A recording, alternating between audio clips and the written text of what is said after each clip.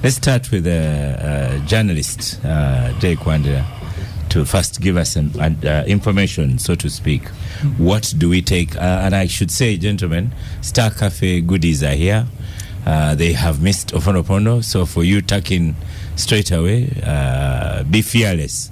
As you can see, OO has started. So, Derek, you'll have to wait a little bit because you're going to give us information as a reporter, as a journalist. So put that hat on and tell us about the budget. What do we take out of a budget that was presented this week?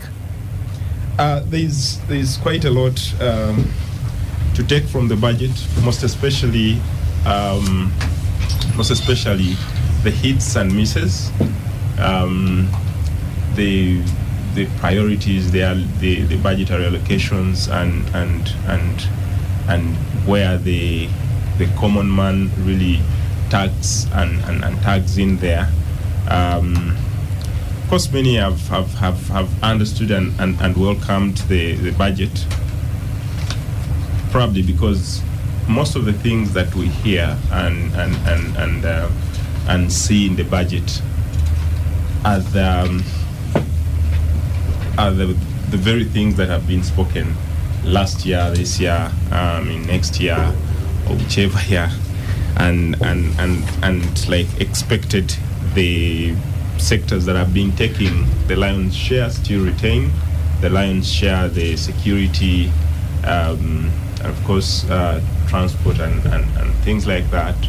I saw many people asking the question around youth empowerment programs. I see PDM also coming up with 2.4 trillion. We also see that there are some roads that have been earmarked for maintenance or even development at that level and construction.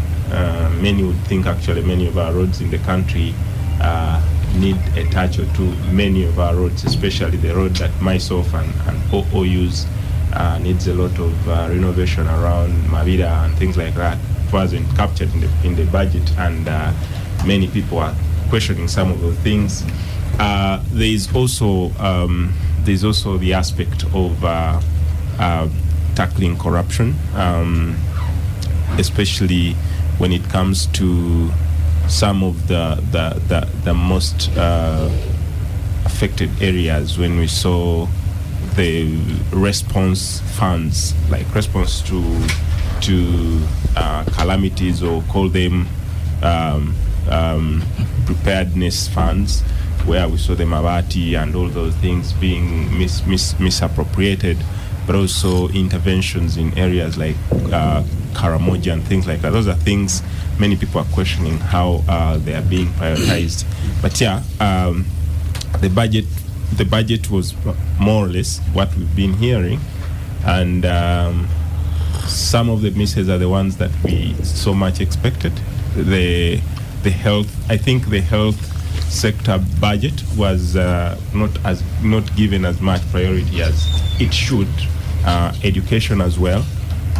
The economists in this studio will help us try to realign those figures vis-a-vis what we have right now. But those are some of the things that came out from the budget. Yeah. And overall. Yeah, overall. When you think of it's going to be 72 trillion. Yes, yeah. Up from 52, 53. 52, 53. Yeah. Overall, one would actually expect that this is adding more than half of the previous budget to 72, and you expect that some of the priority areas and the things that touch the common person really stand out, and we hope that it comes out. The problem is, in most cases, some of these figures just end on paper, and many people miss them when it comes to the final beneficiaries, the final people who consume some of these services. We hope that with the increment of over 22 trillion, or 20 trillion actually, we hope that by the increment of that we can realize some more of the service delivery. Yeah. Where are we getting that 20 trillion from? The extra. Before, as you give your overview. From the Ugandan economy. That's where we're going to get that money. From the people of Uganda, the producers in this economy. But Oscar, I noticed that we don't have MPs. Are they scared? You are rumors that they could be arrested. I thought Kate should be here. Is he? Why are they missing? Is he coming? No, Did you call him? he's out of the country. He'll be back later this week. Is he on the run? You should have obtained and promised them immunity. I mean, the best way to kill that rumor would be to appear on the show today. Anyway, I think Oscar... Since Namfi is bringing rumors, I asked Katesh about the rumor and he said, that's shame natural. This is what happens as they are conducting their work. I think the way we structure this debate about the budget these days isn't very useful for our listeners and the general public, because the budget actually is known well before the formal presentation in Parliament. And so I thought that it would be better to pick thematic areas and we focus on those and see whether those can make the changes that the broad population desires. But anyway, since you have picked that direction, I want to underscore that Uganda's economy has been steadily growing. Like the president, like the Minister for Finance, the Secretary, the Treasurer has variously been on different media. And this can be seen from basic things. If you travel around the country, you see that goods and services, for those of us who are a little older, Oscar, you and I, when we were leaving university, there were basic things that weren't available. Washing. You want to take us 50 years? Yes. Washing soap wasn't available. Sugar wasn't available. Soda and beer wasn't available. So can you compare yourself to the 12? Roads were not available. You can heckle. Let him. That's why you miss leadership and to play a critical role in the country. Roads weren't available. Today in the country, you can travel from end to end on the smooth road. Notwithstanding the potholes we are complaining about, the congestion we are complaining about in Kampala. But even that congestion, by the way, in Kampala points to increase the productivity. The traffic you see, if you come from Barara side, you will see huge trucks bringing in goods or taking out goods. And so they congest the road. Others, if the economy was not functioning, those roads would be empty. The other area you could look at critical infrastructure like energy. Today, 5 years ago, 7 years ago, load shedding was the norm. Now, load shedding is rare. You go to the farthest part of the country, what you and I, who read literature, we used to call the back of beyond, and you find there is electricity there. There are miniature industrial outposts. You go to Kapelebyong, you go to Moroto, you go to Kisoro, you go to Budubuja, you will find some form of industrialization taking place. And to me, those are basic things that you see that actually the economy is growing. Where are the issues? I think that's where we could focus and say, does this budget speak to those issues?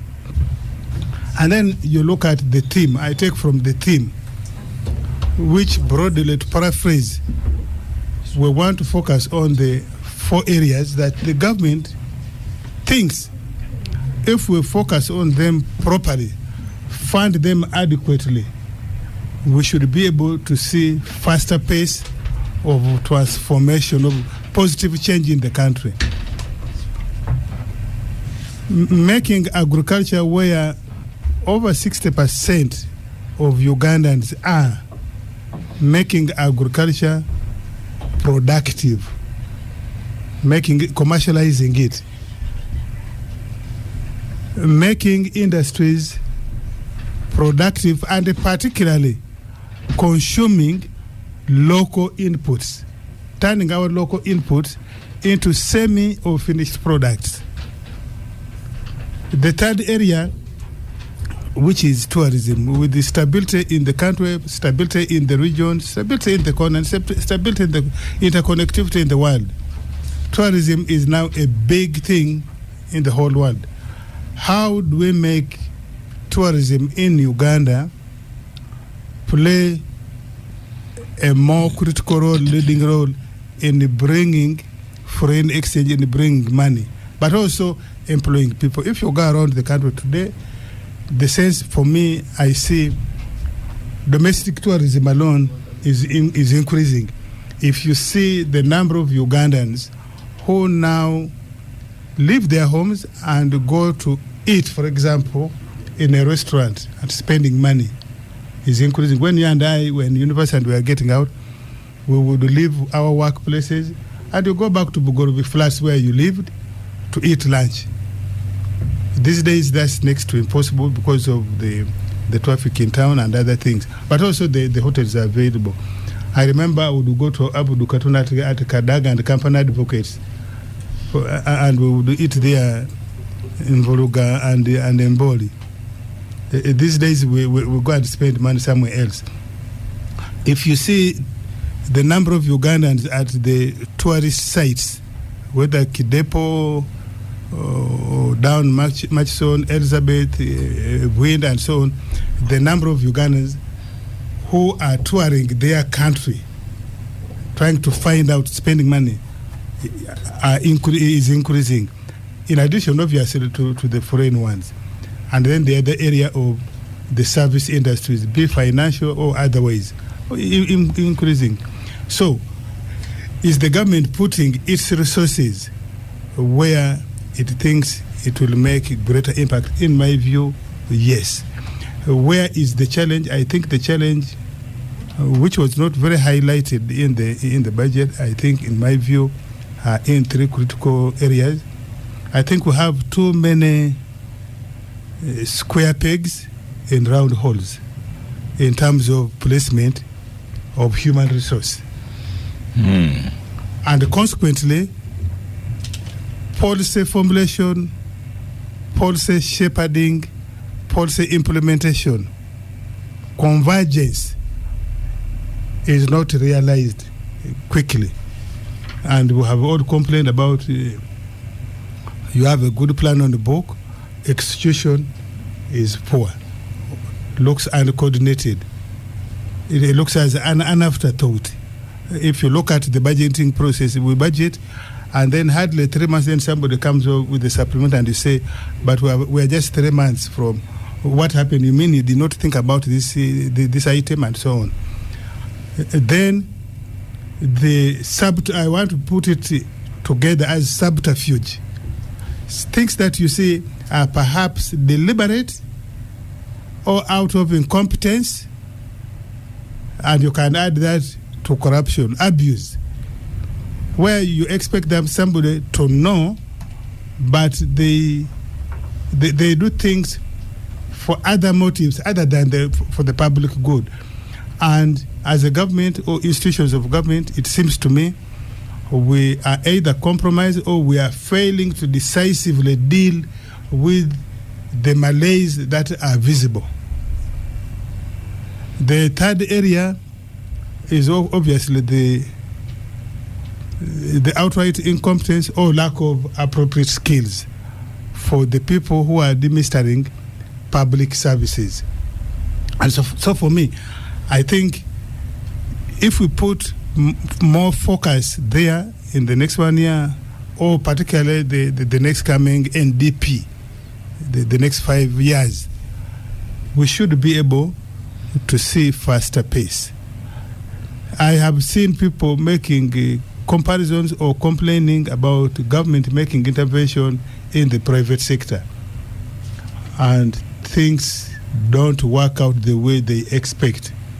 I just want to remind many people that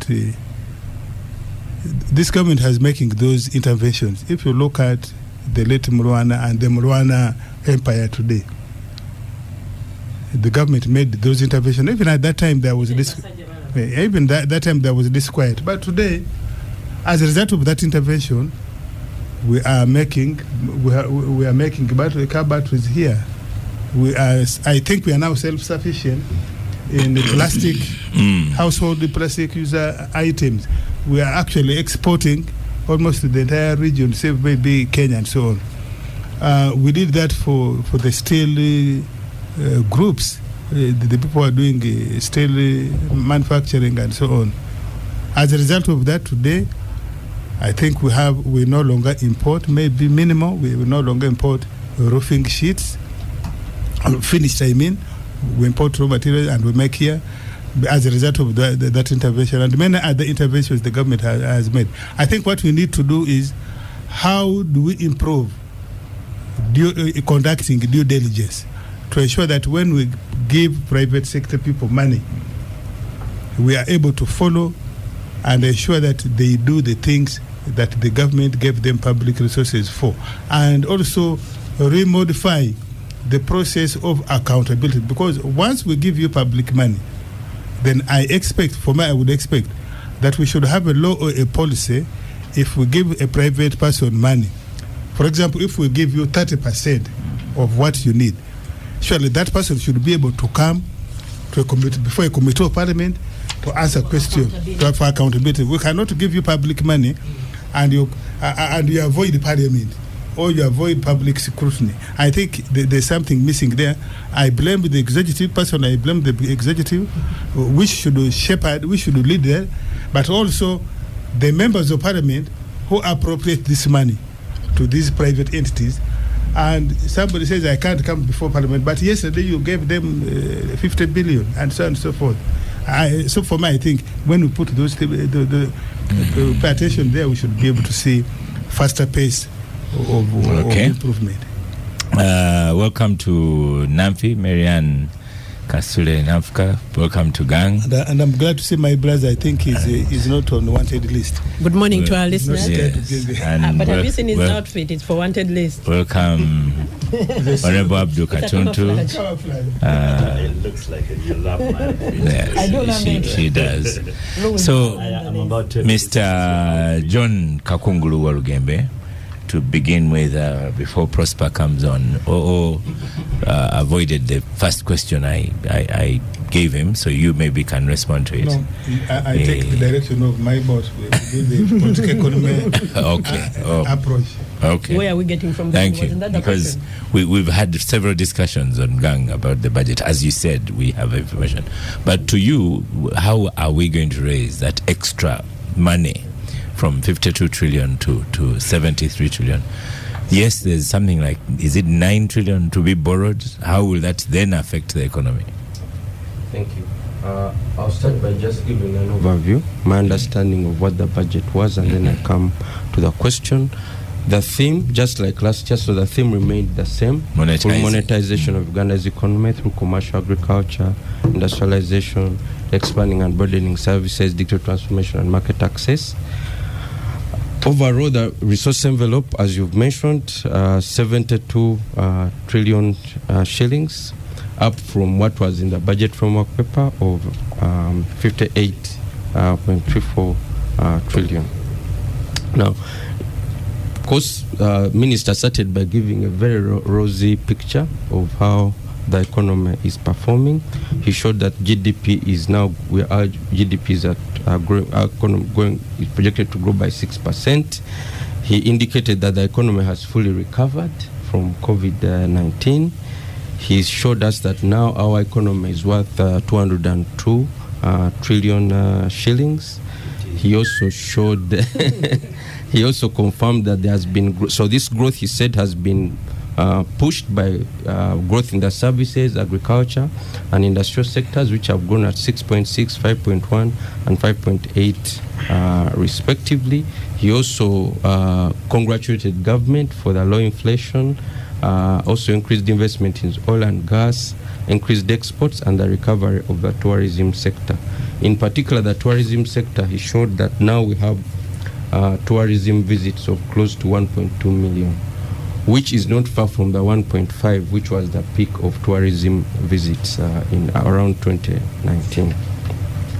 He also showed that private sector credit has grown to about 21 trillion from 20 trillion last year. I also showed that interest rates have reduced to 17.7, at least for shilling denominated loans, from 19.3 last year. He also showed that we have grown. Actually, when you say 19, it's like from 19 to 22%. No, he's the range. The private sector loans. Yeah, this is what he is reporting. Oh, okay. That they have now reduced to 17.7. You're not adding yours. Okay. I can share my views later. External trade showed that we are doing well. We are improving. Our exports increased to about $7.4 billion US. And what is interesting is that we are exporting. Our exports to the COMESA region are almost matching our exports to the EAC region. That is very important because for a long time, most of our exports have been going to the East African region. So the fact that we are diversifying, for me, is a major thing. So 29% of our exports are going to the EAC, 29% are going to COMESA, the Middle East, and Asia.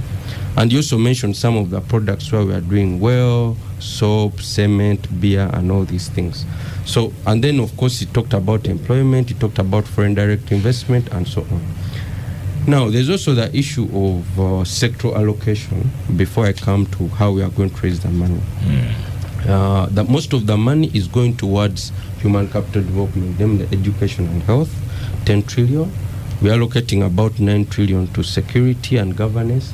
But the key thing under that is all security personnel below the rank of captain are going to get a 25% salary raise, which I think is a good thing from a demand perspective.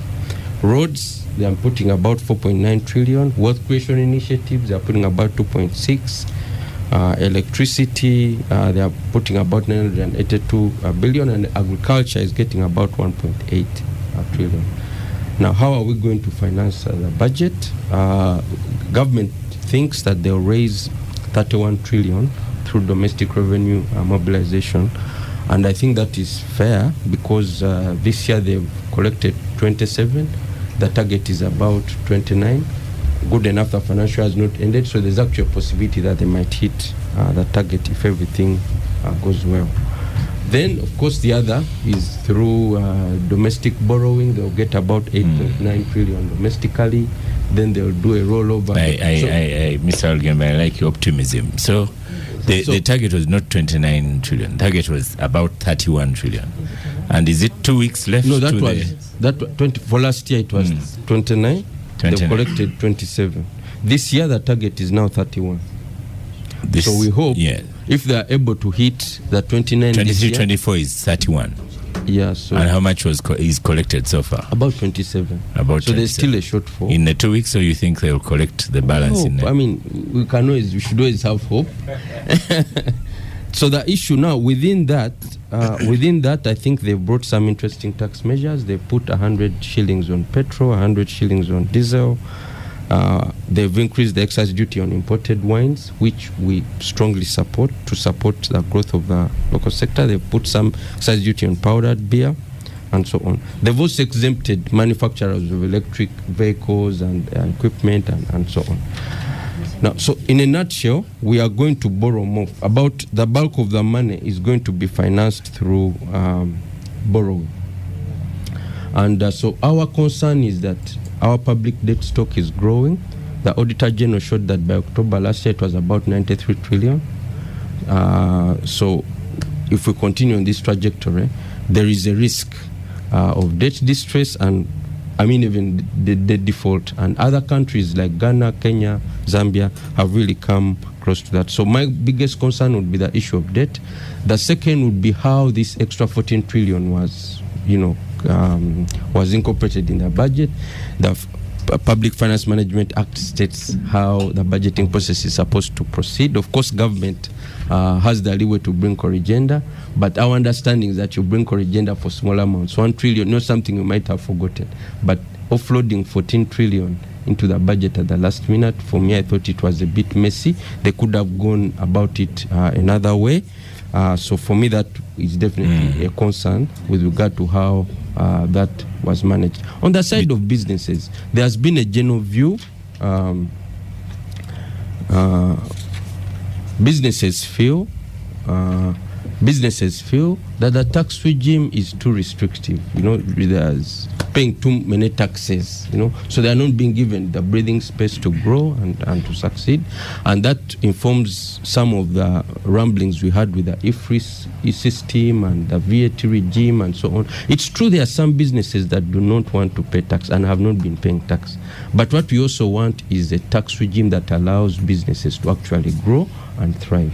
If you're taxing the businesses too much and they are closing and so on and so forth, then you're shooting yourself in the foot. It means next year and the other year you won't collect sufficient revenue, then you'll have to borrow more and more and more and more. So I think part of the strategy that we have to adopt is how do we give businesses room to grow and to succeed, so that in future, 3 years, 4 years, 5 years, they can be able to contribute to this resource envelope. And then the other issue that's also critical is, where do we borrow from? The challenge we have with government is that they are increasingly borrowing from non-concessional sources, borrowing from commercial banks and so on. If you borrow 8.9 trillion from local commercial banks, what are you doing? You're disincentivizing financial institutions to lend to SMEs and the private sector. They would rather lend to government.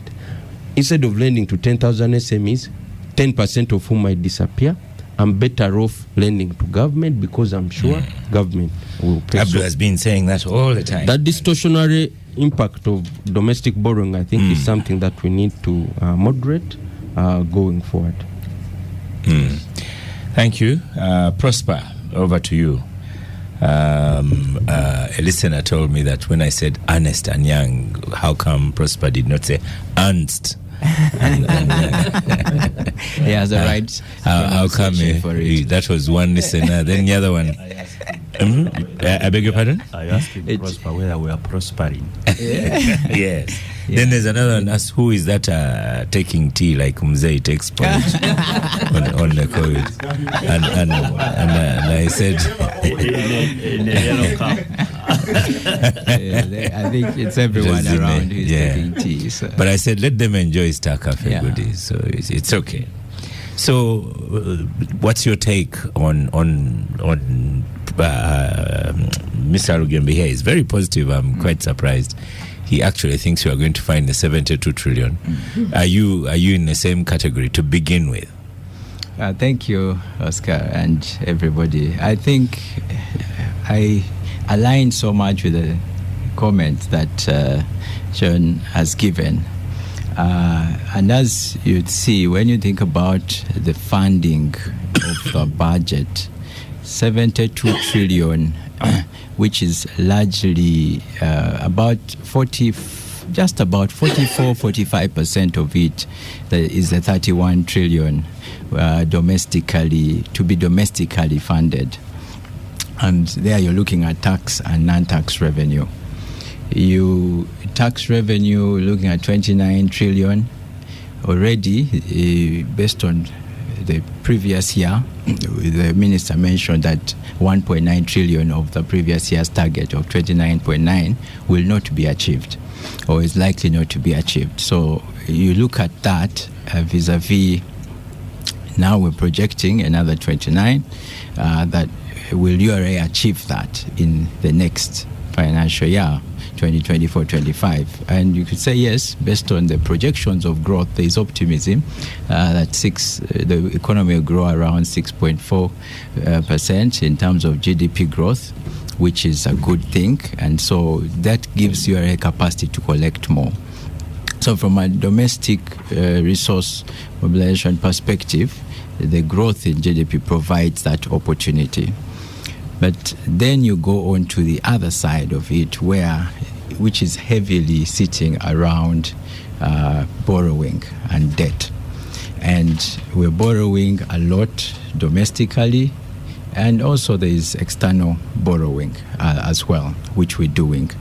And the direction that we've seen in this budget around borrowing is that government is increasing its domestic financing compared to previous year by around 164%, from about 3.3 trillion to the 8.9 trillion. That creates indeed a crowding out effect, or potential crowding out effect, where the businesses may be crowded out because the banks are more willing to lend to government than they are willing to lend to you and me, who are perceived to be higher risk. Yes. John has stated that. Yes. Then there is also, of course, this increasing refinancing that we see here. And here you're rolling over debt. And we're moving from 8.3 trillion in 2023-24 to 12 trillion. That is 44% increase. That, I think, is speaking to the downgrading of our credit rating as a nation to that moderate risk of debt distress. So we need to be more cautious this time around how much debt we are increasing. And from a expenditure perspective, the amount of debt servicing costs, the minister spoke about 33%, is what is contributing in the 72 trillion. There's debt servicing cost of about that for prior year, and it's likely to increase to about 40. So it tells you, as a percent of our domestic revenue, that is a big amount. So whatever we are mobilizing from domestically is about 34% is going or has to go into debt servicing. So going forward, we need to minimize or be more efficient as we on what we have borrowed. One, I would advise that we put the money to productive areas and areas that are going to spur development and growth, more of the development budget areas, but also how the money is used is also another critical area. And we've heard a lot about corruption and money going into that. The IGG report had about 10 trillion. We're losing 10 trillion between Jan 2022 and December 23 as a country to corruption, and this is a big area. So spending and where we put that money must be really, really in efficient areas. And generally, we also know that from a funding perspective, we have a risk on funding in terms of the decline in grants.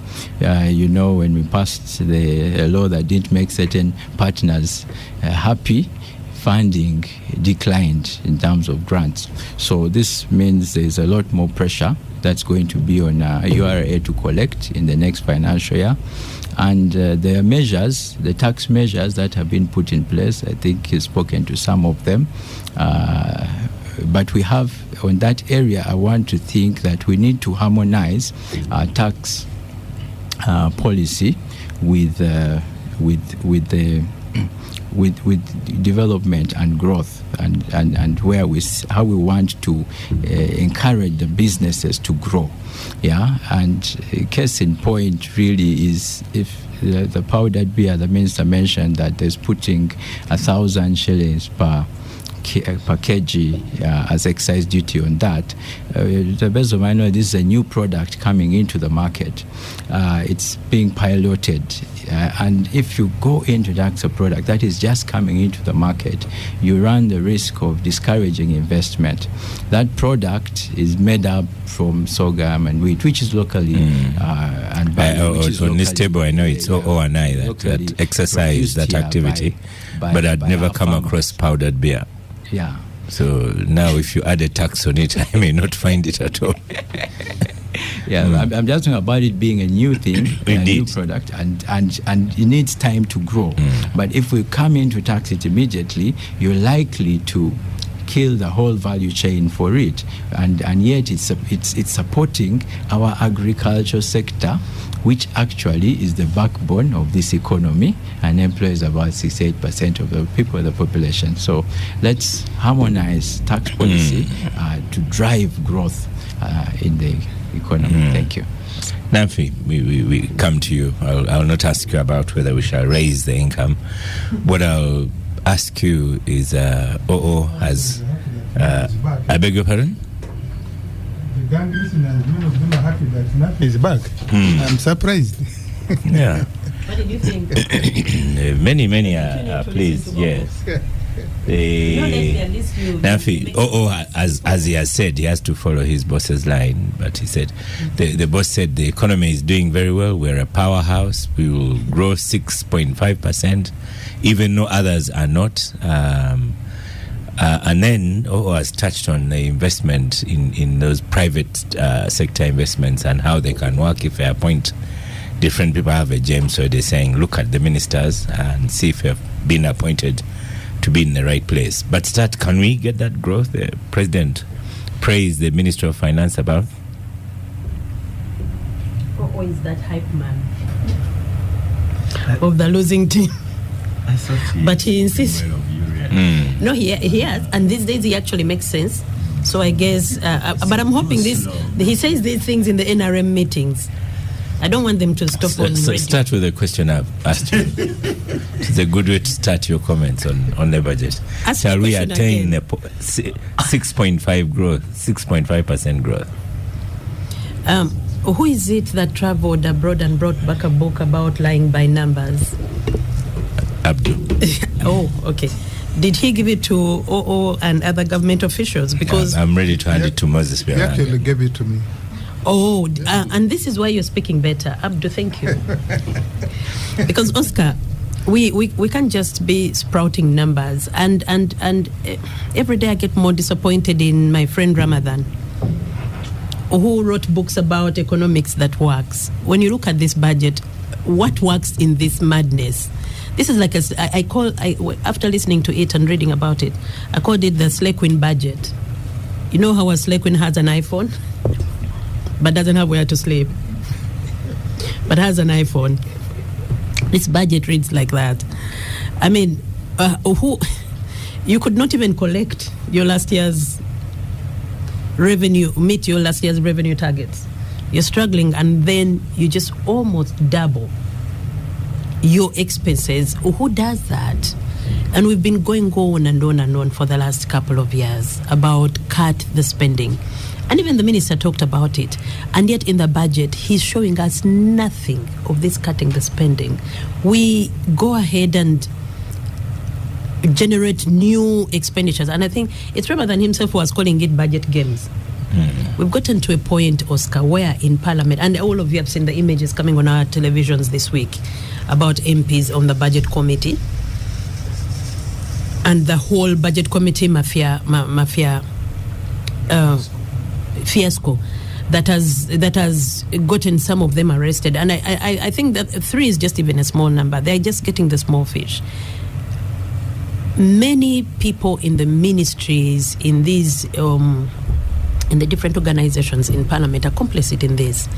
They go ahead and push for an agenda in the budget, knowing well that we cannot afford it, and yet because there is a personal gain for them, because if I get Yukira Motors this amount of money, there is a kickback of this amount of money.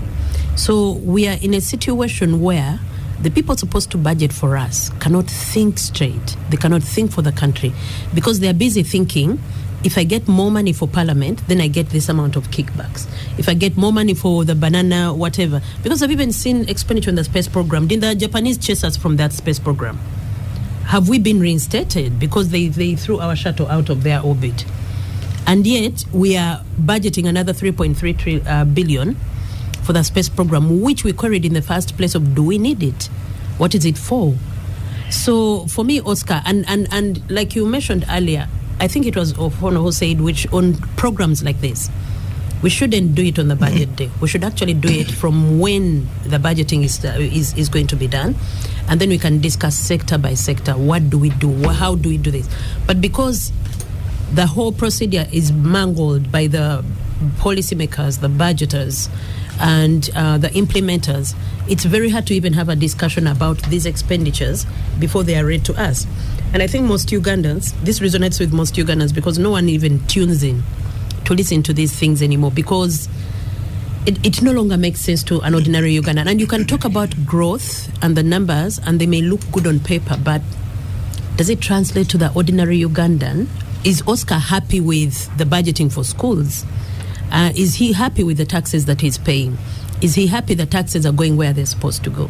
Because trust me, three months down the road, we are going to have new budget supplements of classified budgets, budget expenditures, in addition to this 70 plus trillion that we can hardly afford. Because even when you see the breakdown of where we are getting from the money, a lot of it is borrowing. And already we are stretched with debt. Now that brings our debt to GDP ratio to 40.3%. The ideal is 20. It's way higher. It's way higher than that. Says it's 47. It's 47. My view is that it's in the 50s. Exactly, because they always lie by numbers. But even when you take their own figure, it's ridiculous, because it's a healthy one should be projected at 20%. But when you see where we are, and yet we are doing nothing to curtail this debt. Why? Because we have to pay clothes for the speaker. You understand? These are the expenditures that we have in our budget. We have to buy for the speaker and deputy speaker cars worth 2 billion shillings. Every minister who comes in has to have a new mpenkoni, regardless of whether the old one is still functioning. We have to, service a parliament and RDCs and deputy RDCs and the director media center and his assistant and his deputy and assistant RDCs and assistants of assistants. So where does this stop, Oscar? These are the discussions we should be having. No, I would like to come here and have a healthy discussion about the oil revenues that we've projected. And, we start, breaking them down on what can it do for Ugandans. But then when you're faced with a budget that looks like this, you can't help but just to, again, whine and complain. And the worst part is that no one is even listening. Because where is the sense in you borrowing money so that once again you give it to coffee testers after we've seen what the coffee testers have done with the last money that they had? And Ofono makes a valid point. Do we hold these companies that we give money in the private sector accountable? Or some of them just come and say, oh, well, it failed. Because these people, the moment they get money, what happened to the $18 million? They sat in a room, divided it among themselves and say, you get this, and everyone runs away. And at the end of the day, yes, these are Ugandans, but what did they do with the money? Did they even do anything that developed the country? Because in a third world country, you would like a budget that spurs development. And as much as we continue saying development and we are developing, the revenue numbers will tell you that that's not the case. Even their own projections tell a different story. So what do you resort to? You resort to borrowing. If anyone in MTN came up with this budget for MTN, they would be thrown out of their job. Their chief finance officer would be thrown out for having such a ridiculous budget. And this is what happens when you employ T-girls and drivers as ministers. Because at the end of the day, they're going to come up with things that don't even make sense to them. Because these are people who are not as educated or as competent to run a country, let alone a border stage. So you're giving them the task of then budgeting for a whole country. It will not even make sense to them. So no, Oscar, we are not going to get the money. Yes, we are going to borrow again, and we are going to strengthen the noose around our children's necks, because we are going to leave them a country that is steeped deep in debt. Okay. And this time around, there's not going to be debt cancellation concerts by Bono and those musicians, because this is money we are borrowing from commercial banks. You're not going to sing for Stanbic to write off our debts. No, we are going to be stuck with them, and so will our children and our grandchildren. So, Abdu, both Namfi and Oo have been a little bit unfair to us on the discussions we've had. So I've gone back in the record and seen that we also discussed Semoju's minority report, where he detailed the excesses and even compared things like highlight of a 72 trillion budget versus 52 trillion, and then things he suggested to be removed from the budget, including advertising and public relations, and so on. And trips abroad. Well, yes, quite a trips abroad, 114 billion. Travel inland as well, 712 billion. Doesn't bring me nice shirts. And another book on lying by numbers. So the discussion has been had. And yet, from what last time we had a discussion here, even the 72 trillion was a surprise to some members of parliament. Is that not correct? It's madness. Well, Especially for those who don't do their job, it was a surprise. But for us who do our job and read, it wasn't. There was an allegation that said that when the budget itself was brought, it wasn't 72, but you, the MPs, increased it by adding in. But that's our job. It was, yes. You see what happens? A budget process. First of all, I would like to disagree with Nafi. He thinks that this budget has just been ready now and people are discussing it. This process has since then changed. The whole year when they are in these budget processes, sectoral committees are meeting different MDGs and discussing their work plans and their budgets. A whole year. However, sometimes you expect people to follow these discussions and they don't. They wait at the end, and that's when they come in and give all sorts of comments and so on. But this process has been for the whole year. And publicly. Publicly. I think you're right. Semujo has written a full paper. Yes, so it's not correct that people come at the last minute and they start discussing the budget. Don't address Nafi alone. It's Nafi and OO. And I said people. I didn't even talk about Nafi. But they are here. So that is one. Number two, you see, once you initiate this process by the BFP, that's the framework paper, it goes to Parliament. And different sectoral committees start looking at the priorities and the work plans and the MTF being given to those particular sectors. MTF is? The principle doesn't it? Okay, the ceilings. Okay. This is a morning show on a Saturday. Okay. Yes. The ceilings, which have been given by the Minister of Finance, the people who are in charge of the Treasury. The ceiling of the house. Go on, Abdul. So once you do that, then we make adjustments in priorities where we think that maybe government is not getting its priorities correct. There are what we call unfunded priorities, and we make suggestions in reports, and those reports go back to finance. Then finance comes back with the budget. Actually, when you look at the committee reports, the suggestion would add almost 100 trillion. Because one, the people making the reports are not professionals. They are just like, in my district, this road is bad. In my district, this school is this. In my hospital, this, blah, blah, and so on. So, but government looks at those suggestions that have been made by different sectoral committees and adjusts accordingly. So that's how they adjusted to the 72 trillion. So it is not true that this thing just came as a surprise, except for the person who didn't follow the processes. Having said that, we go to the budget itself. It's quite ambitious. There is no doubt about it. Very, very ambitious. And really, it is a well-written document. If you look at it, the priorities on paper have been properly identified. You can see them.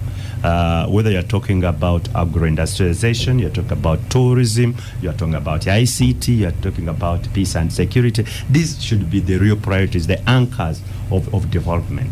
So, looking at this budget, I am telling you, priorities are correct. However, what are the challenges? As the day follows night, I repeat, as the day follows night, you are going to have this animal called the budget cuts. Because that's what has been happening throughout. So don't even think that what has been presented in this beautiful paper is what is going to happen. No way. Even this current budget, which was 53?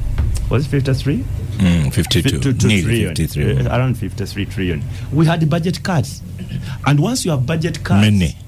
there's no money, priorities have changed, but at the same time you disorganize work plans of different MDGs, because all of them do their plans according to what you have provided, and then you unilaterally cut them. You don't go to Parliament to say we have changed the plans, neither do you go even to individual ministries.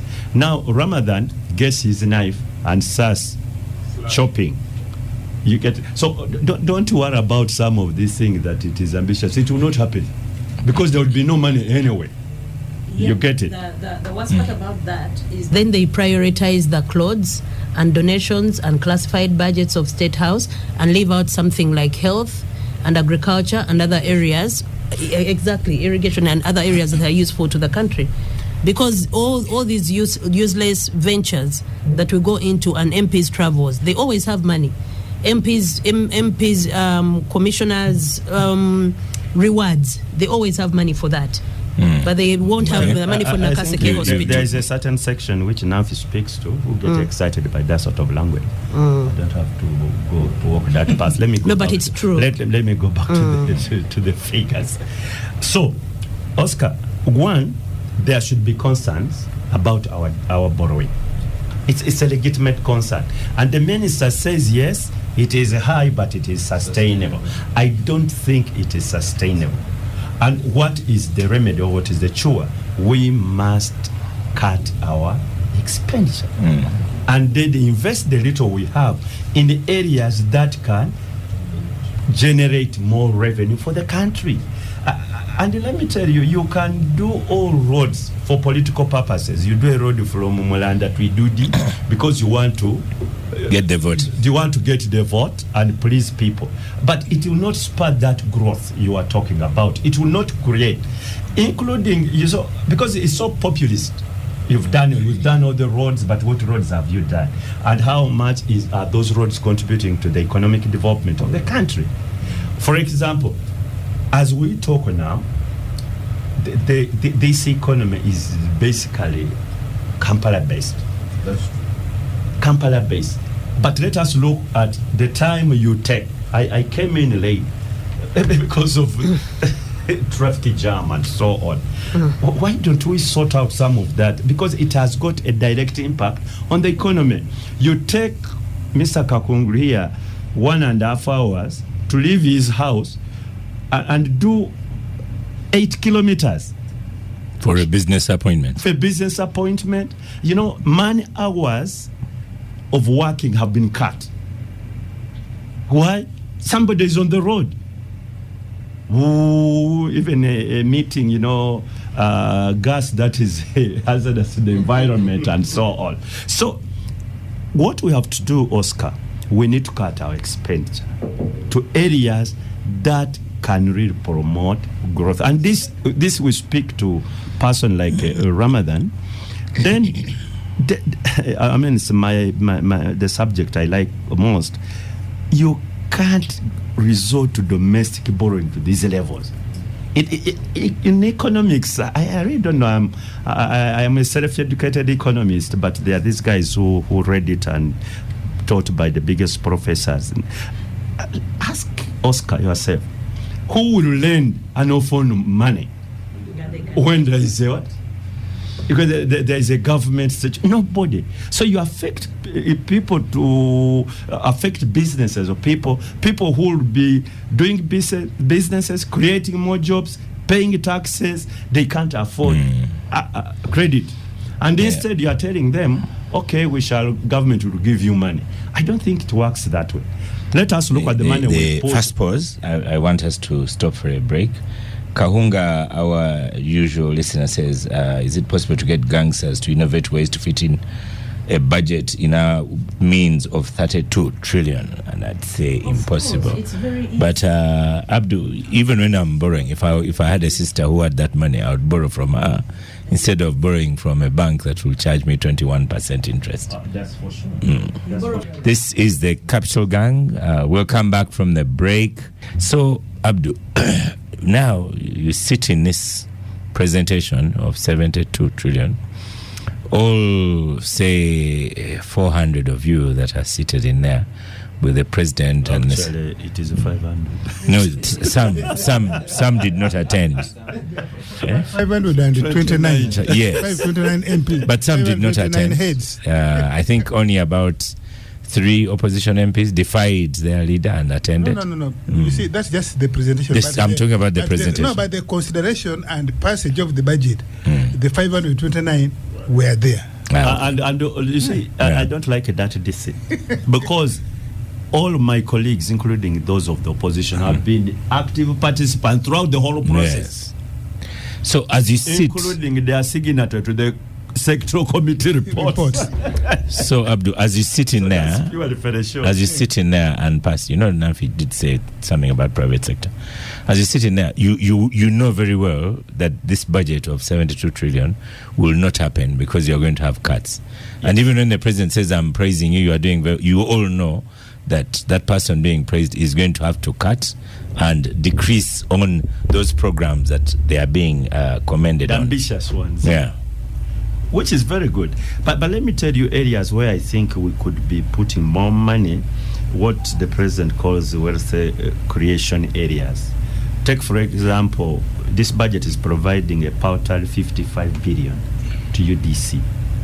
Because, these are monies that should be available to people who can create jobs and invest in areas which will grow the economy. If we are here to be serious, 55 billion is little money to be put in UDC.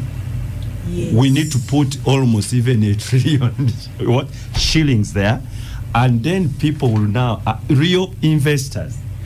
This populist way of saying, now forget this, PDM here, PDM here, they can drink it and do other things. That is just to improve liquidity amongst the population. But spurring economic growth, no. You need to get somebody of foreign investment who will say, okay, I have this 100 billion. Where am I going to invest? And he manages it as a businessman and professionally. He will create for you sustainable jobs, real sustainable jobs. Because one, there is no populism to a businessman. You either work or you are sacked. If you put up a good industry, you employ your accountants, you employ transporters and so on, including, the girls doing this, the boys doing this. Those are the only sustainable jobs we need. Not like we gave a few people, villagers, you get this money. That doesn't work, in my view. But in economics terms, you increase some liquidity amongst the population. So, Oscar, one, I think government, there are areas, for example, when they are investing in Chira Motors, I don't have any problem with it.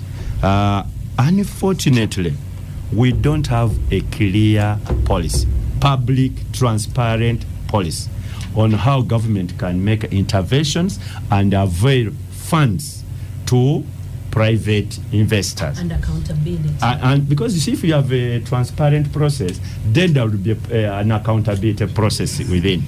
Because now, whoever knocks at Plot 1 Uganda is the one who gets the money. And for you to go there, you must know Namfuka to take you there. And that is not correct. I think government should come with a clear policy. So look here, these are the qualifications for people who may access this sort of money. And this year, we are providing this sort of money for access. Then we all know, as taxpayers, that this year you have 150 billion within the Ministry of Finance for this purpose. And this is how it is accessed. And there are no phone from Mulanda, if he has this innovative idea, may go and say, look, I need this money because this is my proposal. We don't have it. And once you don't have that, then all sorts of allegations come in. When you look at energy, I think it's a real priority because now there's nothing we can do without energy. But we've really invested in energy growth. And when you next year they're providing another 980 billion, close to $1 trillion, close to $1 trillion shillings within the energy sector. Whether we'll get this money and invest, I'm not so sure. We are Or putting says money he's not in been industrial experiencing development. load shedding, but in Chigo we have load shedding quite regular on Entebbe Road. Yeah, but let me tell you, we are far better than we were many years ago. That is really. true. That's for sure. Thank you, Abudu. That is far, true. far better. And let me tell you, I don't know whether you guys have traveled to South Africa. I travel to South Africa quite regularly to attend the Pan-African Parliament. But I can tell you one, South Africa now is where we were many years ago. You can't believe it. An economy like South Africa to have this constant load shedding and so on. So really, on this sector, we needed to. We don't have to chase some, but we need to congratulate ourselves. Okay. I want to go back to these gentlemen we invited. Let me start with Prosper here, Abdu, and Ofonopono put it in a very diplomatic manner. He said we need to have the right people in the right places. Now everyone is... No. I said there are too many square pegs in round holes. Well, there, yeah. Same, yeah. But I don't... I have another don't message agree- saying I don't- to Nafka, be... but Oscar, Finance is run by Oscar, I don't agree with the meaning professions, and they say triggers, because even a toilet cleaner, Namfi, you will not clean your own toilet. But also, in our type of economy, and the world over, people may do lower jobs for different reasons. But also, we should not condemn to remain there as triggers. Triggers, drivers can progressively attain the requisite competencies. I'm an example here. That's for another subject. Yes. For another day. I'm an example. You can always quote me. I have ever been a school cleaner. The speaker said she was a house girl. As Abdu says, that will be for another day. Now, Prosper. Yes. So here we are, and the other question I'll put to Wandera here, he might as well get ready. There's the coffee man. I've been trying to invite him. I haven't found him yet. Nelson Tugume, who maybe will come here, not to Parliament. And the other day I saw you saying he started his businesses without any money. But that's for Wandera to respond to. But these ones, you people, you are the ones in audit. TriStar Apparels, 10 million. These are allegations on Twitter. Hides and Skins got 150 billion. The TriStar was $10 million. Atiak Sugar 170 billion. Rocco 200 billion. Banana PBIT 240 billion. It goes on. The coffee consortium we've discussed here. Lower Hospital we've discussed severally. It goes on. Higher hotels, now they might get some more money if it is bought out. I don't know who would run it. When do we have audits of these donations? And how do they affect the budget? Thank you for that question. And I think the government has a number of arms that are dealing with this issue of governance and how an accountability, to ensure there's accountability. Yeah, we know there's the IGG, there's the Auditor General, even Parliament has COSASE and has the PAC. So accountability is an important area that we have to focus on as a country, and to ensure that we actually have value. I don't think money. they would make it to COSASE. Abdul will guide. But these are public funds that are going to causes, and those causes have to be worthwhile causes and have to be evaluated in terms of whether they are returning the right, output for the country. The intentions, I think, are good. If you're investing in, say, Atiak Sugar and in the Atiak factory and, say, Hides and Skins and things like that, the intentions are good. But the question is whether those, where they are just donations, that's where you have to check. And I think government is trying to ensure that strategically those sectors don't go down, because there is employment that is provided by these factories which benefit others. There are also ripple effects in terms of the farmers and the agriculture sector that benefits from them. So if you allow them to crash, you may end up missing out on the ripple effect benefits and the employment that is creating down the value chain. But the economics of it is that you call them too big to fail. Exactly. That should be go to the micro. That should be too big to fail. That like what happened with the motor industry in the US when they came in and government came in for bailout, because the collapse of the motor industry at that time in the US would have had bad effects on the whole economy. And if IR collapses now today, that's the question we should be asking. Exactly. If IR collapse, is it too big to fail or it is just too small it should fail? Just as a rider, I think we have made a shift, particularly the president, because you remember 1992, 93, 94, when commercial banks in Uganda were failing. The president's position at that time was, if those banks are dead bodies, allow them, let us bury them. And many of them were buried. Those commercial banks, remember Tefe, Nile, Sembule, and others. I don't know, I don't appreciate why he has now said a man like Aya, if he's a man or woman, if he fails, it is fatal. Or both. It would be fatal. But I think that hotel can be sold out, and whoever wants to buy as a junk can buy it. Uganda's economy wouldn't be. So But I still blame both the executive and the parliament, because parliament should be able to say, let us list enterprises that we should not allow to fail under any circumstance. And we all agree on that. And then in that one we say, Mr. Government, make sure you fund these ones appropriately and in time. Finish off, Prosper, because I want to get from John as well and Derek. Go on. Yeah. Yes. I think there must be some sort of criteria that government should put in place to evaluate the impact of a business failing, and then coming to intervene into it and provide that support. Yeah. That is really what is missing, and it's something that I agree with we need to do. Yeah. Thank you. And for you, John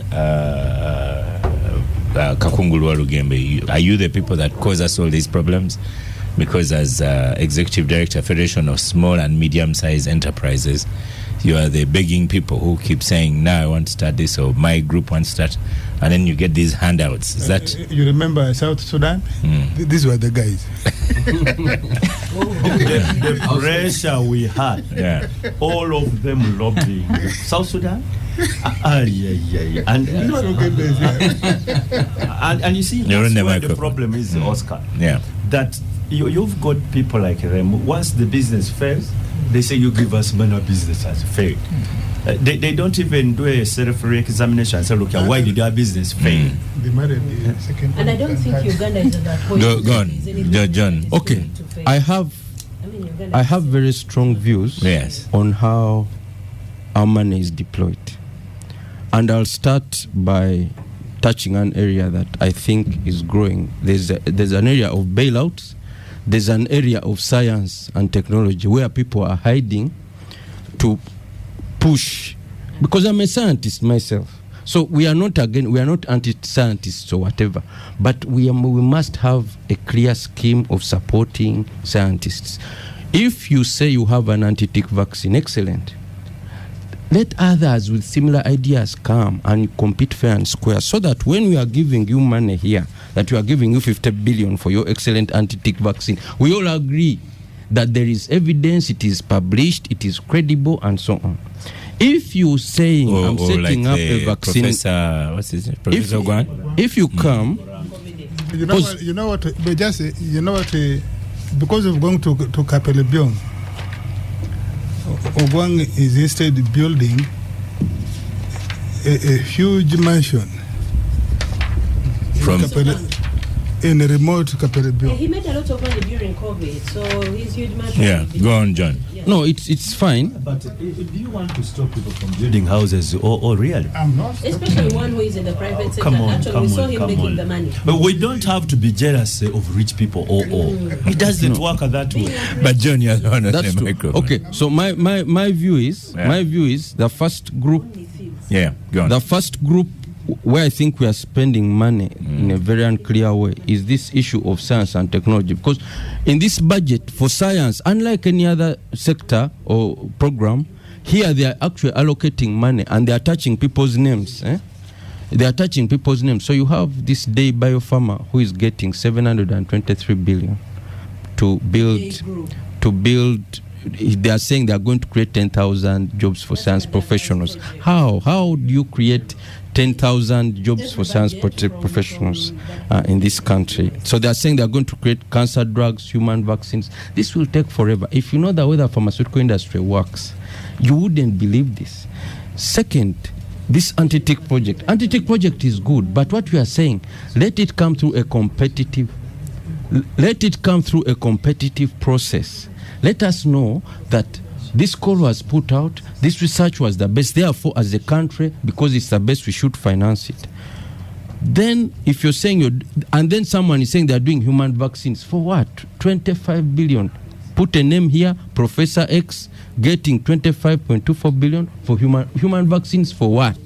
Most vaccines are already there anyway, and a small country like Uganda, which is a small price taker in economics, is not going to compete in the pharmaceutical industry effectively. We just cannot. Prioritization, now, that's what you're saying. That now brings me to the issue of bailouts. It brings me to the issue of bailouts. If someone is unable to run their business due to poor governance practices or whatever, someone goes and borrows. In fact, we have a tendency now of seemingly successful Ugandan entrepreneurs going out of the country borrowing and either refusing to borrow or defaulting and then asking government to pay on their behalf. Now, this gentleman over here goes to an Industrial Development Corporation in South Africa, borrows $67 million, fails to pay. Now it's $624 billion. Mind you, he got the land for free. Now he's asking us to pay. So this chap, is he an investor? Is he a speculator? What did he bring on the table? Because we want investors who are able to bring finance. You are an investor, you either bring finance. If SMEs fail, people say, no, you people, you don't keep records, you're not serious, you are informal. If this chap is unable to pay and is unable, either is not keeping books or what, let him go the fate of the SME way. All of us, businesses collapse and we come. Finally, I am proposing, let us set up a national bailout policy and investment scheme or whatever. If we have money and we believe we need to support great ideas, let all of us compete. If we are saying Uganda needs a tick vaccine, let Walugemboso go back and get his scientific notes and make proposals. If I fail, it's fine. It's fair and square. But for someone to just get 50 billion and we don't know to what extent their research is, you just say human vaccine. For what? So this, in my view, and then finally, it's this coffee thing as well. We are allocating 75 billion to coffee. People are setting roasteries, freeze dry, and so on. Look, if you're an investor, bring something on that table. If you're using government money, if you don't have any experience in the coffee sector, because most of these people, if we are to look at the experience in the coffee sector, the most experienced investors in the coffee sector have been left aside, and then we brought novices, and these novices have been given money, and we think they are going to make miracles for us. How? So for me, I think this area of bailout, investment, and science, we need to interrogate. Thank you. Derek, in some ways, John Olugemba has tackled a bit of what I'd put to you already. But Serious Black on X, formerly Twitter, says the chest thumping on electricity supply by Katuntu needs to stop, considering only 20% of the population has access to electricity. It should resume once electricity is at 90% with no load shedding. Another one, James in Ginger, is saying Katuntu is lamenting about stuck in brackets vehicle traffic jams, but by not listening to or dismissing what Nafi is saying about prioritization, he is putting the listeners in a verbal traffic jam, since he is saying exactly what he dismissed from Nafi's contribution. Derek is on microphone. Yeah, Oscar, you had put to me the question of coffee, and I think it has been quite explicitly put out there. When you allocate 75 billion to coffee, with tagging certain factories or industries, and of course those come with particular names of people who own those factories.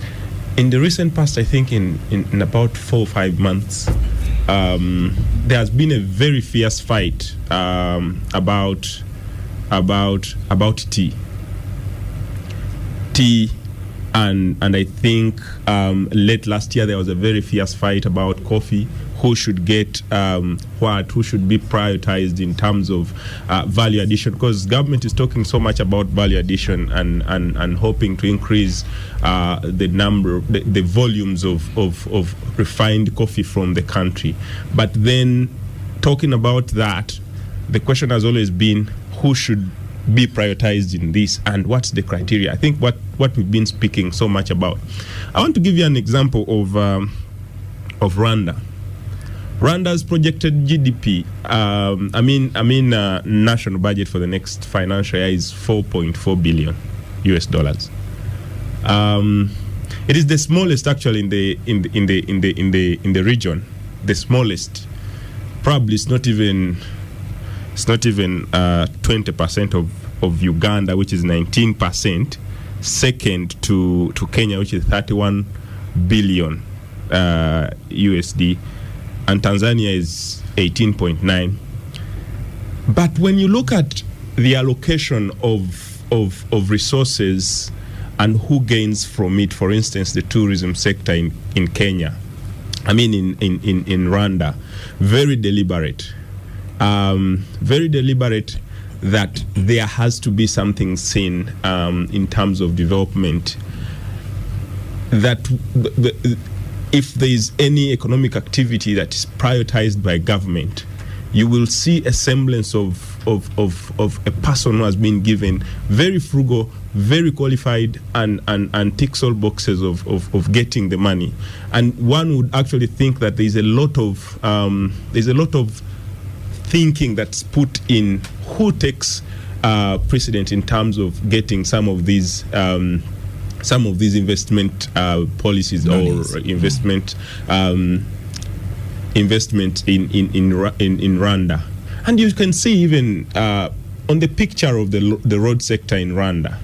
I've been to Rwanda, and you will sleep off when you are on their roads. Very small economy, very small. It's not even like half of ours here, but there's a semblance of prioritization and frugality when it comes to allocating these investments to people. Here in Uganda, it's who is closer to those that allocate these resources. Who has Katuntu's number? Who has Katuntu's number, for instance? Number. Or Ofonopondo's number. If you have Ofonopondo's number, you might. But who has? I have ever used Ofonopondo's number. It works. So you got some of it. Not money, but I. So I am saying I got the help. So it's very different from meritocracy zero. Yeah. For instance, in Kenya, there's a lot of corruption in Kenya, maybe even more than that is in Uganda. But there's that frugality, there's that respect that's given to allocation of resources and a will to get things done. The will to get things done. Here in Uganda, we shall allocate money to someone to go and construct a road somewhere. They fail. They fail completely, and then we give them more contracts to go and construct a hospital. It fails, then we give them more money to go and put up a refinery of coffee. They fail, and it's going to continue that way. And then the question is, who is fooling who? Okay, let me give you a bottle of water, and the rest we shall bring in a conclusion. I'll go to Parliament. You know, in Uganda, Namfi, they say Bino Obyayagala. So they. I'm not the direction of Namfi. That I just Kwagala Bin to them. For my substance. Okay, let's hear the substance. So, ED of Uganda Media Center, we have 3 MPs charged in court. One failed to get bail because, the surety is one of them and so on. I think there was another one that got bail, but he was kidnapped in a manner not very different from his fly kicking people. If it was an official arrest. So, as now speaking officially, did you say the comments on the budget will come later? In conclusion mode. Okay. When you are concluding, put them in.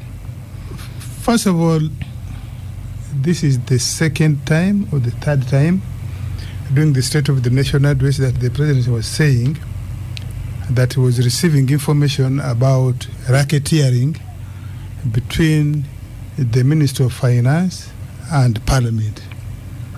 If accounting officers, the finance, accounting officers, and Parliament. We first made this when the late Muhakanizi was still Secretary of the Treasury. My reading was that reshuffle he made of PSs to remove Muhakanizi and many others, you remember a number of permanent secretaries were removed. And actually, he said, in public interest. I don't want to mention their names. Later on, many of them made appeals, and the one of public interest were removed. And they were retired honorably. Because when you are retired in public interest, chances, I think, you don't qualify for terminal benefits and things like that. But this time he comes around and says he has evidence, and in under a week, the MPs are arrested. Charged. I was a parliamentary reporter 30 years ago when it was NRSC and a little of the 6th Parliament. Well, your microphone is on. It is true. I am also an operative, including now. The connivance between civil servants, I don't want to say just accounting officers, civil servants has been a long tradition, and Parliament, members of Parliament. I remember... Connivance or lobbying? Connivance and lobbying. I remember the park, that time park of Honorable Tede Wamusi in NRSC, he's still alive. Honorable Nkalupa Waswa, he died. Honorable George Kochima Sadieba, who eventually became our Prime Minister. That park was very vibrant, and I remember back and forth civil servants buying their way to avoid strict accountability before park. I remember in the 6th Parliament or 7th, 3 MPs were locked up at Mukwano Industries down here in Kampala. They had gone to extort, and they pleaded. Eventually, through other interventions, the gate was opened and they left. All those MPs no longer exist in Parliament. People who are interested in research can go and check.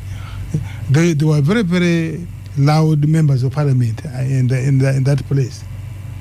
Then there was the question of chief administrative officers when Parliament had just established the local government accounting committee, the park of the local governments, where cows would come and they would be harangued by members of Parliament in that committee. And members of Parliament would actually travel to districts to physically collect money from cows in the districts. So that process has not... For me, I think it is bigger than just these 3. I have written a column today and saying, because if you look at these 3 members of Parliament, they are not the most visible on the floor of Parliament or even in committees. My sister Namuju, I know she's a hustler. She has been a hustler for a long time. When Professor Bukenya was the minister for the presidency, that's where I first saw her. She's generally a hustler. My friend Paul Akamba, the MP for Busiki, you don't hear him on the floor of Parliament or in the committees. Mutembule Yusuf has been a DP candidate in Butareja there. And then last election, she changed to NRM and won. You don't hear him much on the floor of Parliament. So how come that these silent, non-visible MPs... They are making money. are the ones that civil servants claim, or like in this case, none other than the chairperson of the Uganda Human Rights Commission, who has previously been Deputy Inspector General of Government. You can imagine that these MPs couldn't even know. Or perhaps they were naive or silly, that you go to a former Deputy Inspector General of Government and you ask her to give you 20% of the budget of her institution. How naive are you? So I suspect that these are simply part of front. No, not scapegoat. Fronts for a larger pack of hounds in that parliament. The last time Namfi used such words about parliamentarians, let me first caution you. In the last parliament. First of all, let me caution about hounds. Please don't call MPs hounds. Last time she said, Namfi, last time I cautioned you about such a word. Please continue. Yes. I have said on another platform, in the last parliament, 10th parliament, I am a sub-accounting officer. I went to appear before a committee, and the chairperson of that committee told me that I should accept and we put 6 billion on the media center vote. Really? And that, yes, 6 billion. And that we would share. And I said, no. And this was a she. And I said, no, I can't do that. And I went and reported it. So is that why your department is suffering? Apparently, yes. This financial year which is ending, they have been paying me salary without operational money. You can imagine. But the point I'm making is there is a lot of connivance. Look at committees. Committees arrange entities, particularly ministries and self-accounting bodies like parastatals. If not giving them direct money, they will hide it in retweets. Parliament has its money.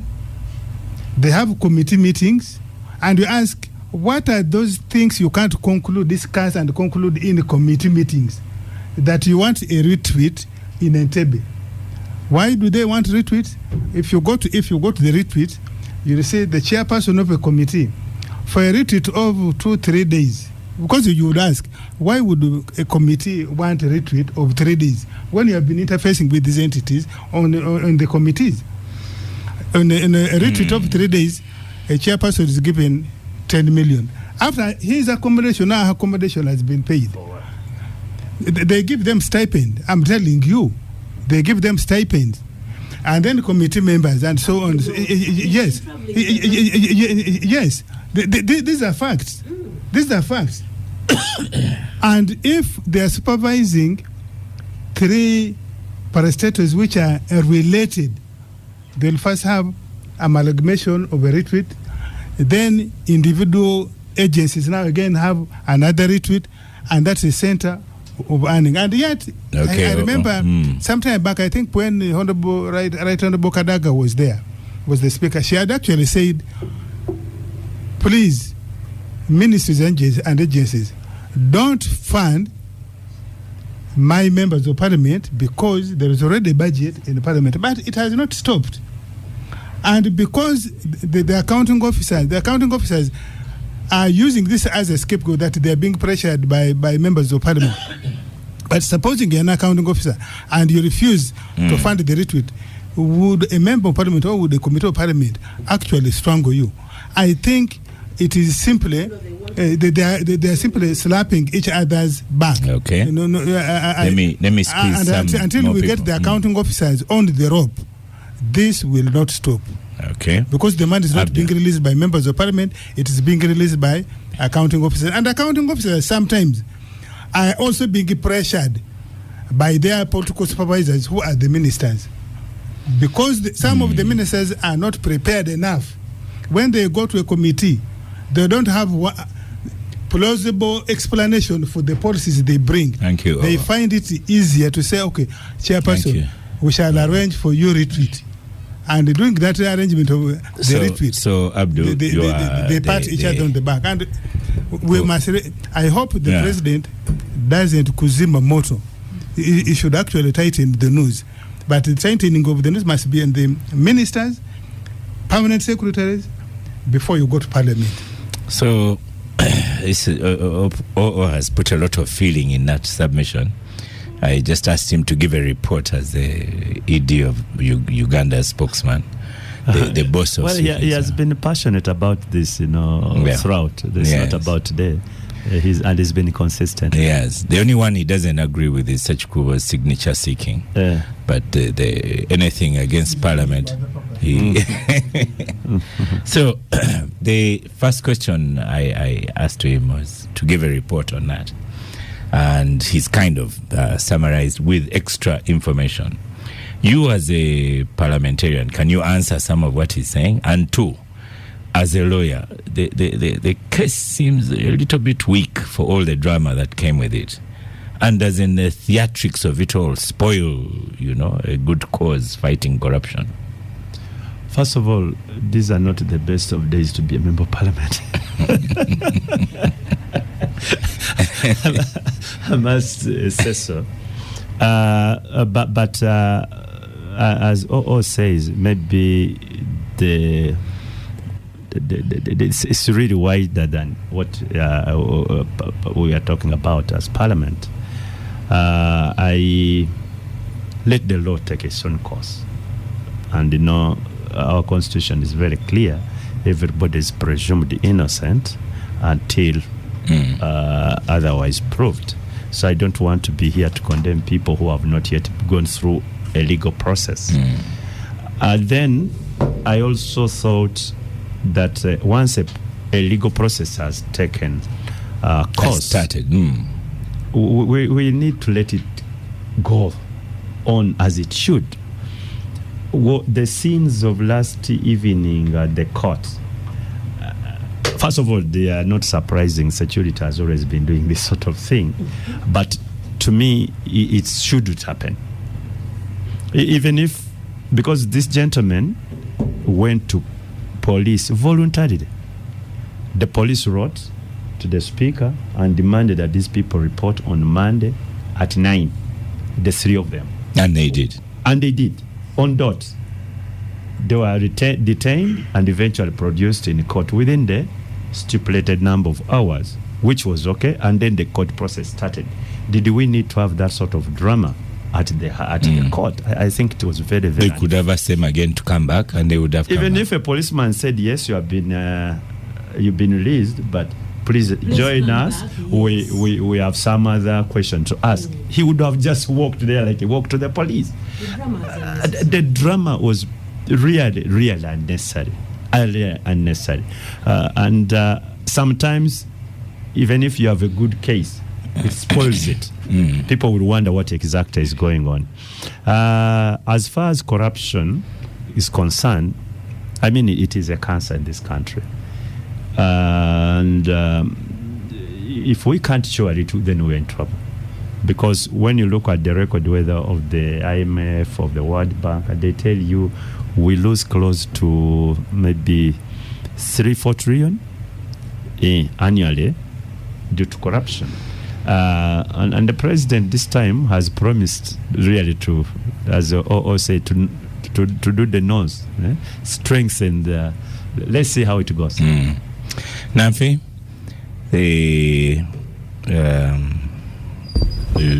sometimes I say to Nafi, he has the same contradictions as Nafi. So he's been very strong, like you are very strong on parliamentarians and their corruption. But then he won't sign. He does not support the censure petition. Who? He doesn't.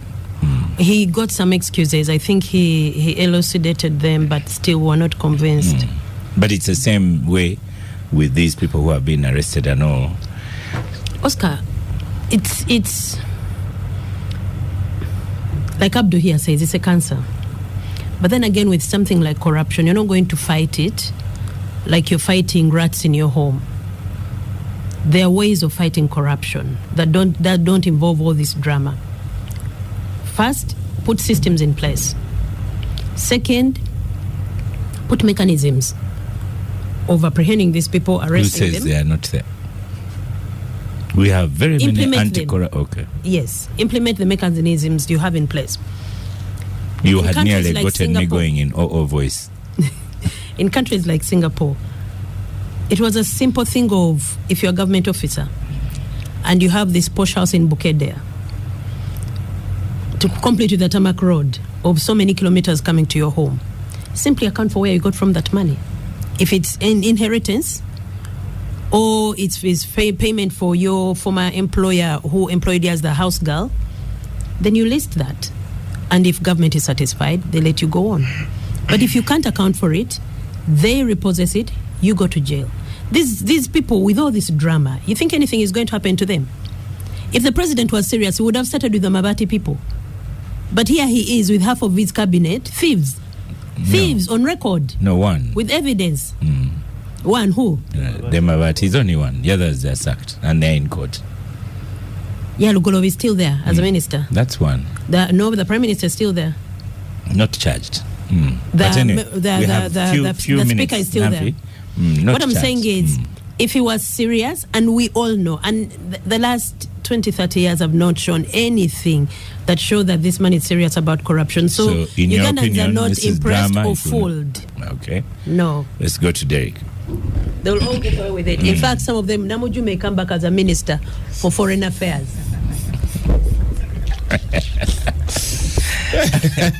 I don't know if it is allowed to make Capital Gang a comedy show. But yeah, I mean, you've been reporting all these things. Yeah. And is this a taste for NRM to members to know what it feels like to be an opposition member? Because this kind of treatment is usually, special attributed to arresting members of your opposition. Yeah, those certainly those sins come to me with nostalgia. I've covered such very, very intense sins where nostalgia means you are fond of them because they have been here. I've been just part of them. I've seen them.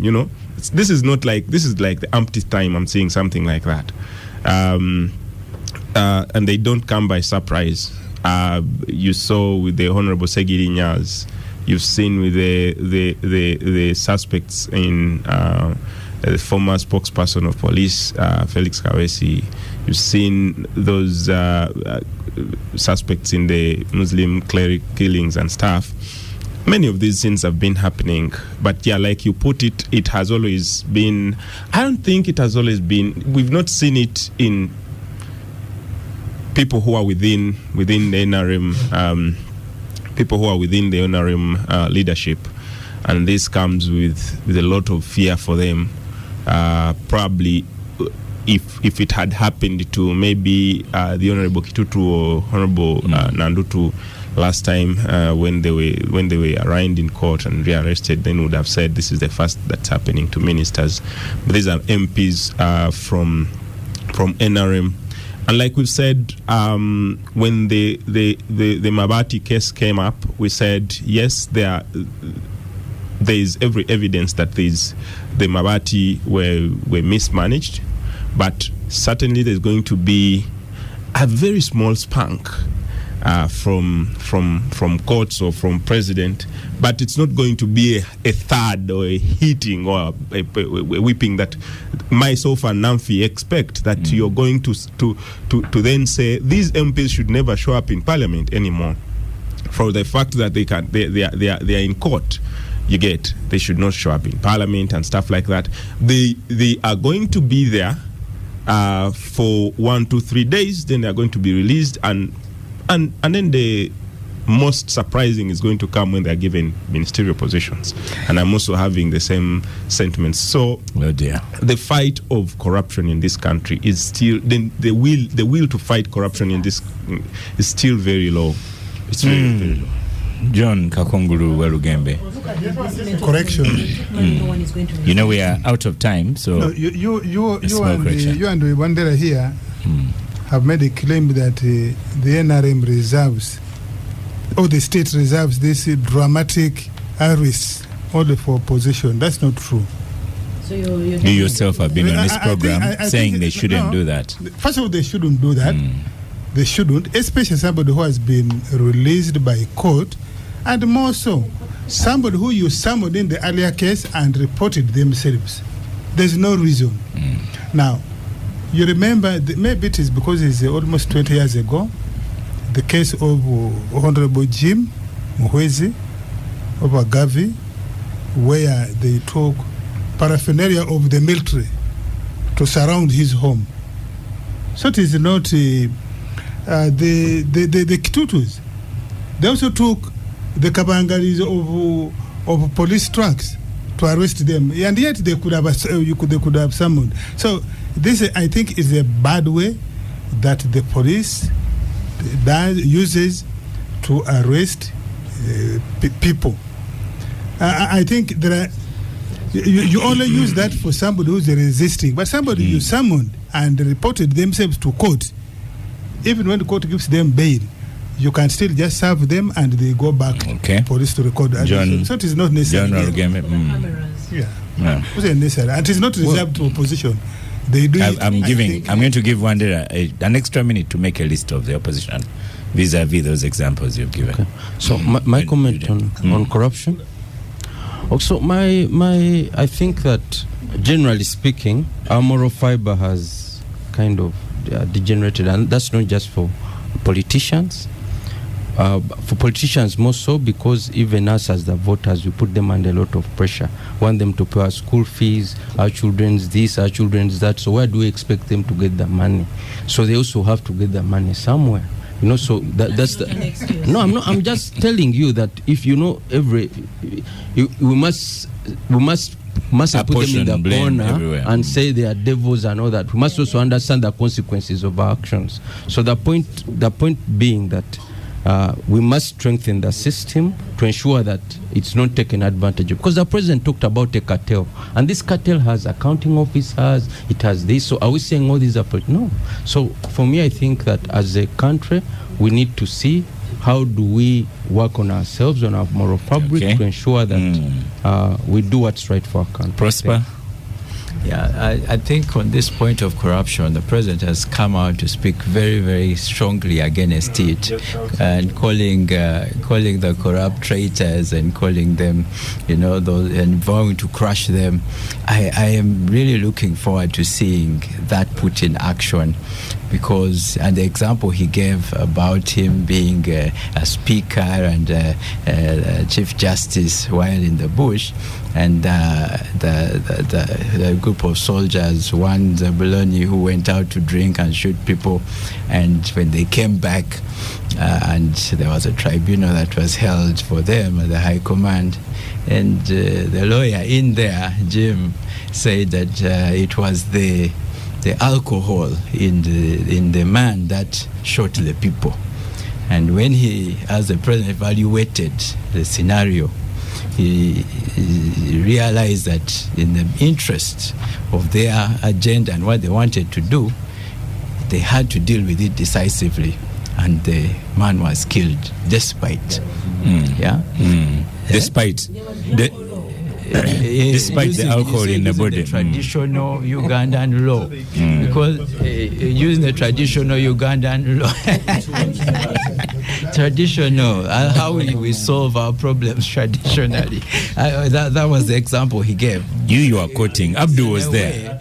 In a way, Abdul was there. He was there when the presentation was made in Parliament. He was there. He should have questioned the other one, not you. On that. But what I got from that is he wants to crack the whip. He wants to turn up, the fight against corruption, and bring it to an end. So let us see it in action. Let them recover any lost assets that from the corrupt. Let's see this happening. Let there be a heightened risk to be corrupt. Let it become risky for people to be corrupt. I promised Derek an extra 2 minutes to respond to and then I'll give safe hands for closure of the program. It will be Abdul Katuntu, because I'm looking across the table. Me quite avidly, and by the way, I'm not so sure how I'm going to start introducing you. Is it from the paper of the cows or? I'm a journalist. So no, the president has given us a description of your newspaper. The bad paper. Yes, of the cows. But OO knows it's not a bad paper anyway. I was very clear. I was very clear, and I gave examples of such scenarios. I gave when the Honorable Alan Sewanyana and the Honorable Segirinya were rearrested. I gave the scenario of the suspects of Kawesi killing. I gave the suspects of the Muslim clerics killings, and many of those that have been happening. And I've seen how you have avoided mentioning Besije. So there are many other examples. And many other examples. And I was very categorical. I said it has not been very common with people within NRM or even government that they are rearrested upon being given bail, and OO can give us maybe a name or two if it has ever happened. Okay, Abdul. It is not common, so that settles the matter. He studied English. Yes. So, final word on the capital gang from Abdul Katuntu. Do you believe that this time corruption is going to be tackled, as the president said? I really don't know, but what is important is at least for the public to know that eventually, if you put your hand in the public till, there are consequences. But I also want everybody to know, of course, us as leaders, especially Parliament, we are being put at a higher test. Why? Because we are supposed to be the one protecting the people's interest. The parliamentary budget is 3% of the national budget, around there. If we look at what is going on in the 97%, where OO and others are, I think you'll find even worse than what we So can you start at. looking there? So I think eventually the government should look to where the 97% is. Two. Okay. Thank you so much, the listeners of the Capital Gang. Our guests, Prosper and John, I saw they engaged, as usual. Derek Wandera. With Star Cafe is that even when we are 10 gangsters, they bring only one flask. When we are 2, they bring one flask. They should increase the number of flasks. They have had, but but when they bring one flask, then some of us decrease on the content. So thank you, Abdul Katuntu, Namfka, Derek, Prosper Ahawe of Ernst and Young. I got it right this time. John Kakungulu Walugembe. You got Ngeta wrong. You said Ngeta. It is Ngeta. Okay. Thank you very much. John Kakungulu Walugembe of Federation of Small Medium-Sized Enterprises. Thank you so much. Abdul, can you send an Eid message here as a final, because Eid is here. Already tomorrow is Eid al-Adha, and I sent my good wishes to all the believers. Eid Mubarak. And because of that Eid message, I sent this message from Robert Mawanda. I gave Abdul a message, but in the spirit of Eid, I shall not read it out loud. But he has seen the message. I am Oscar Semoyamsoke, and I shall see you next week.